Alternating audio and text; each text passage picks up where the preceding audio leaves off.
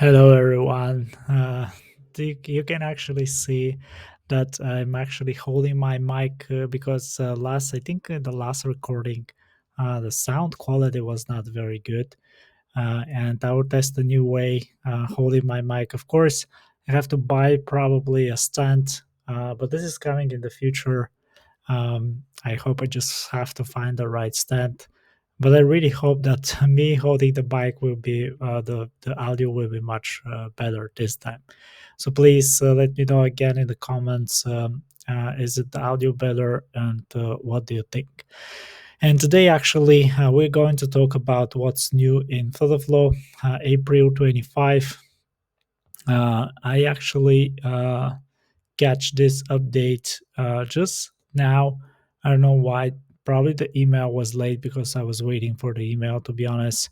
But probably the email was late. So sorry about having a couple of days of delay. But yeah, we're going to talk about this update today. And today we're going to talk about adaptive icon, notification, count batch, redesign core, Apple privacy, manifest support, safe area property for containers. Actually, like most of them will be UI related features.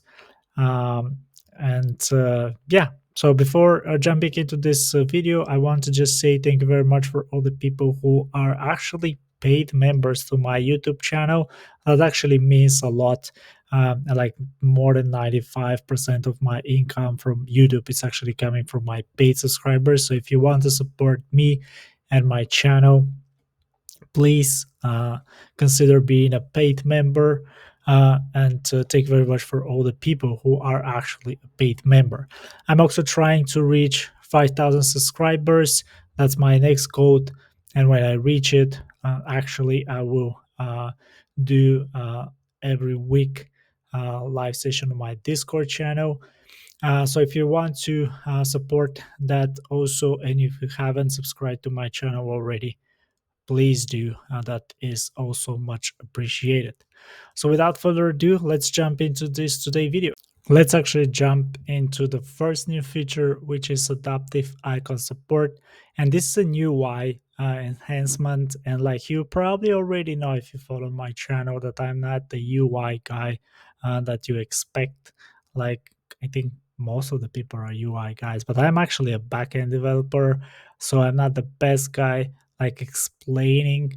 But relevantly, it should be simple because the whole idea is that you have the opportunity to upload like the logo of your app, and then the background of your app, and the background will actually be adaptive, so it could be like circle, like triangle probably not, but like the idea, it's all kind of shapes and the rounds and so on and so forth.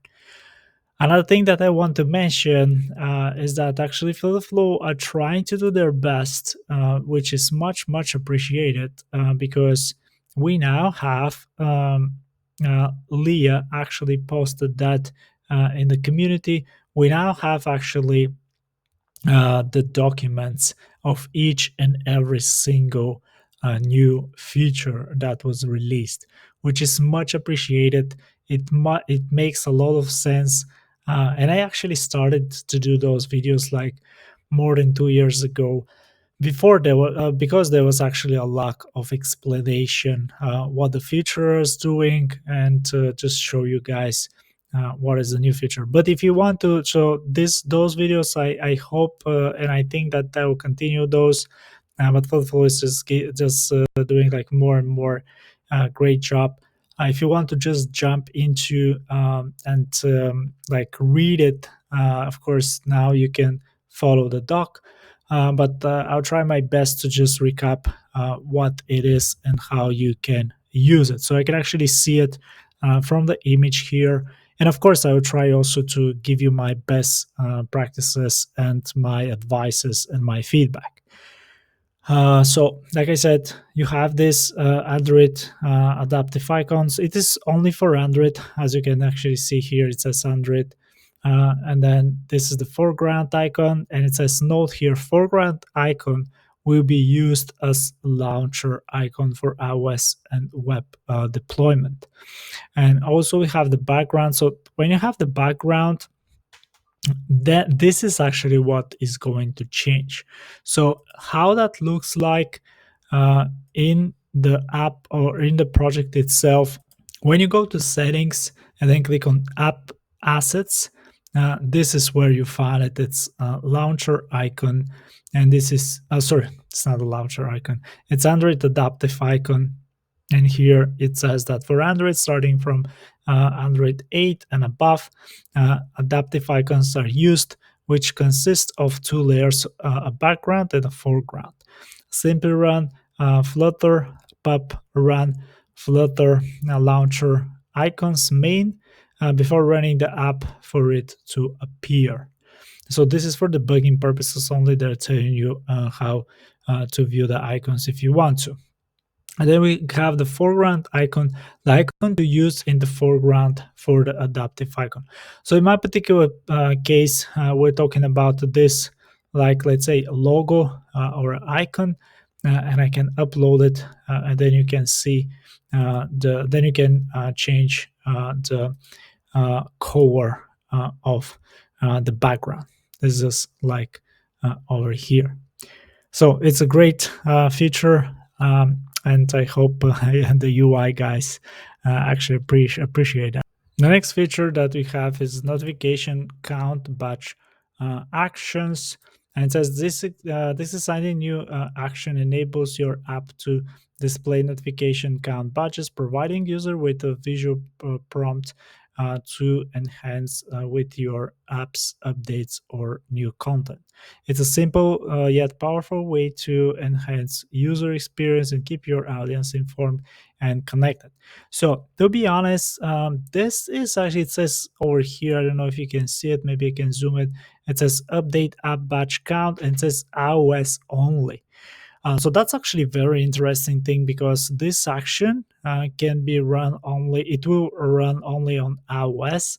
And in theory, this should automatically like show in Android. So if you have like a notification, it should automatically pop up on Android. I haven't tested that already, but let me know if that is actually happening for you. Of course, again, we have the documentation over here. You can actually find all the links to the documentation post in the links below. Sorry, in the posts or the comments below. Leah actually posted them over here. I saw them from her post. And then this is the documentation, and it says update app batch count iOS only. So another thing that I have to mention, which is very important, it says over here, this action enables you to display a batch icon with counts over iOS icons. For example, you could use this action to show unread messages, today's reminders, or upcoming events. So so that's very important, because you do not need to only use it for notifications. You can actually also use it, like let's say for orders. If there is a new order, if you're having but like a merchandise app or e-commerce app or something like that, or anything like reminders, upcoming events like they say over here, or anything on this kind of sort. And also, as it says over here in the documentation, it says in Android, badges automatically appears on app icons with push notifications, like I said. But to be honest, now that I think about it, it's actually a little bit weird to have this functionality for us, like custom based, like people have to actually manage them on their own.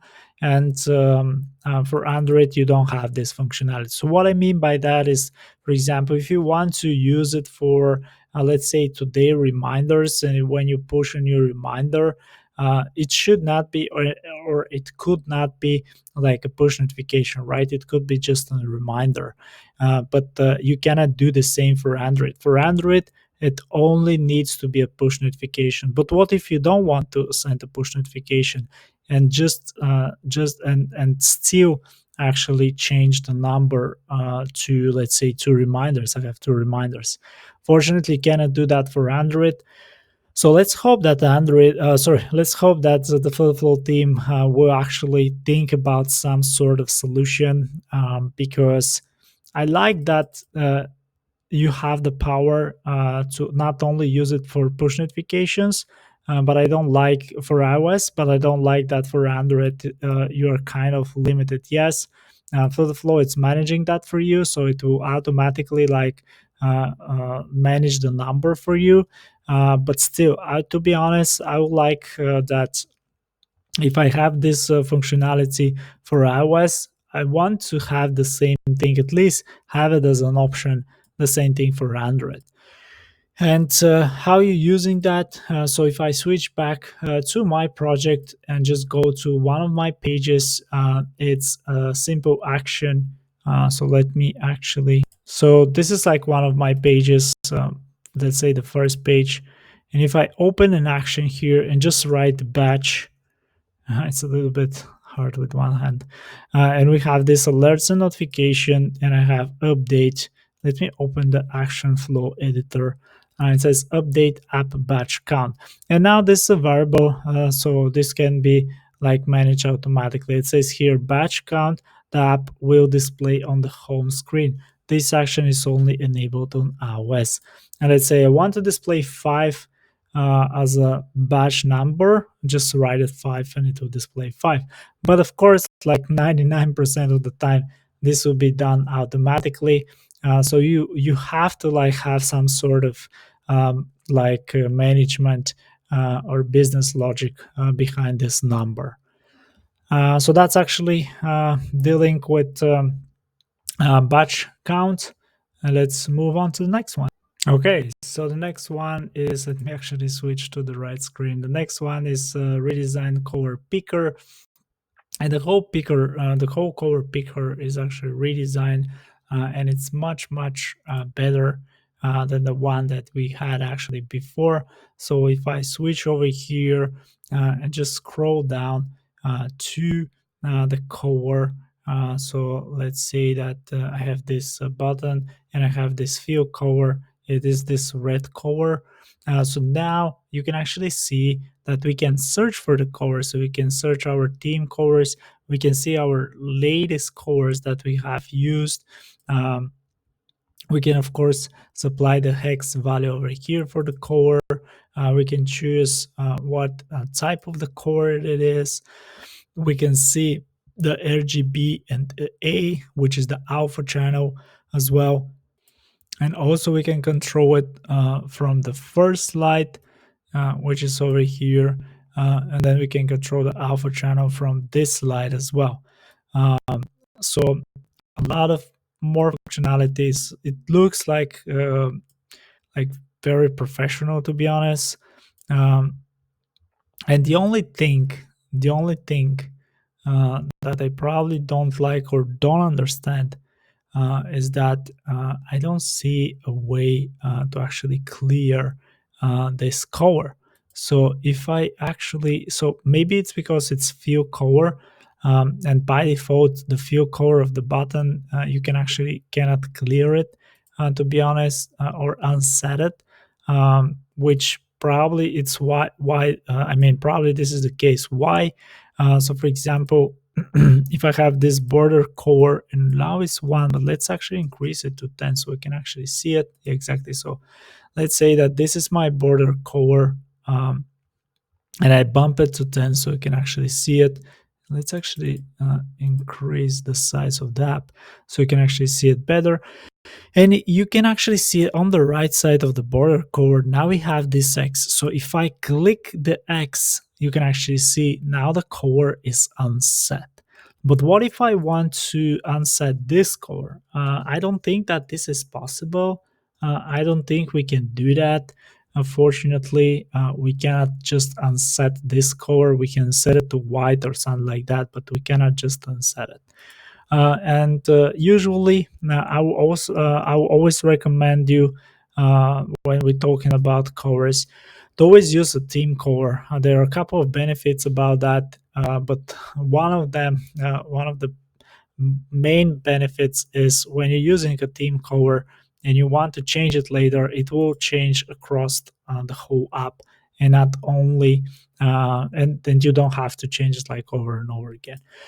But yeah, in general, much appreciated update. I really like how it turns out to be, and really, really, really good feature, and really, really good update. Okay, so the next one is Apple Privacy Manifest support. And it says Flow now supports the Apple Privacy Manifest, helping you manage privacy permissions more efficiently within the iOS apps. This update ensures that your application adhere to the latest privacy requirements by Apple, offering a straightforward way to handle user data permissions and enhance trust. Note that the privacy manifest is required for Apple approval starting May 1st. So the whole idea is that Apple actually changed their policy, and I think now that when you have an API call, you have to actually like provide information. What is this API call doing? Why you're using it, and so on and so forth. And I think the whole idea is that Flow will actually try to do that automatically for you. It will actually try to like write this information for you, so you don't have to manually write it for the for every single API call. I'm not sure if this is the case. I'm not like a big iOS like developer. I don't deploy much to iOS, fortunately, those days. But yeah, let me know in the comments actually if I'm telling the truth here. I think this is the case, but I just want to make sure. Okay, so let's move on. Okay, and the last major one is safe area property for containers, and it says we are enhance the flexibility of layers designed by in Flow with the new safe area properties for containers.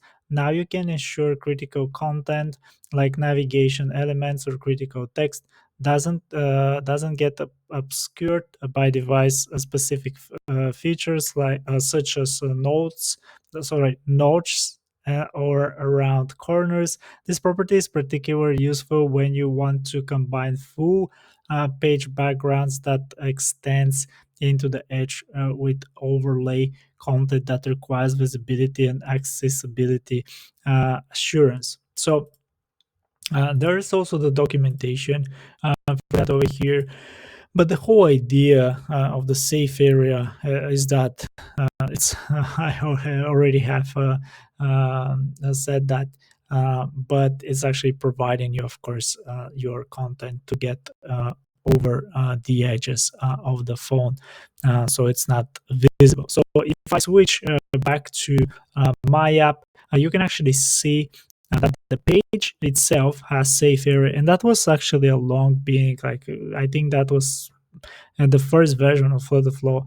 Safe area was there, and by default it's enabled, and it says wherever to add indentation to the page to avoid insurance on the screen. For example, it will indent by enough to avoid the status bar at the top of the screen if exists.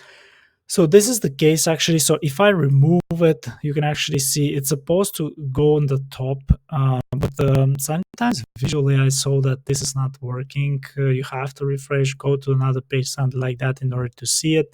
But the whole idea is now when we click on the container, now we actually have the same thing. So if I scroll to the bottom, we have this new option which is safe area. So if I go over there, it says wherever to add indentation to the child of the container to avoid instructions on the screen.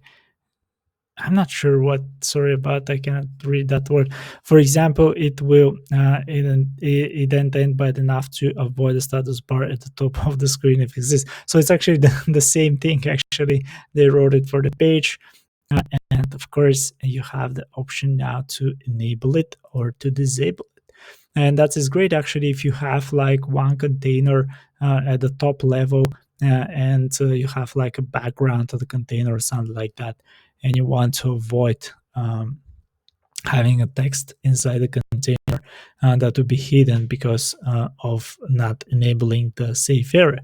So this is another UI enhancement that I'm not very good with those UI things, but you get the point. I hope.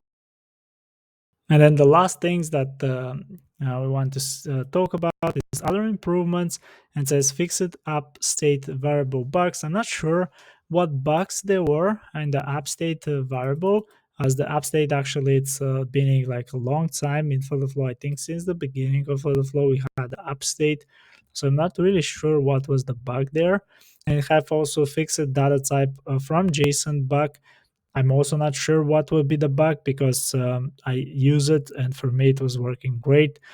Another thing is we have fixed the right click menu bugs. And I'll talk actually in one of my next videos about this feature of Flow. And then the last one is added conditional visibility names. So I'm not really sure what they mean by added conditional visibility names. Maybe if I go over here and add a conditional visibility to my container or conditional, I will now like have like a constant, for example, and I'll have it to true. But I don't see like a conditional visibility name or something like that. I'm not sure what they mean by that, to be honest. So if someone in comments below can actually point us to the right direction, what they mean by that would be great. And then finally, we have new features we're working on.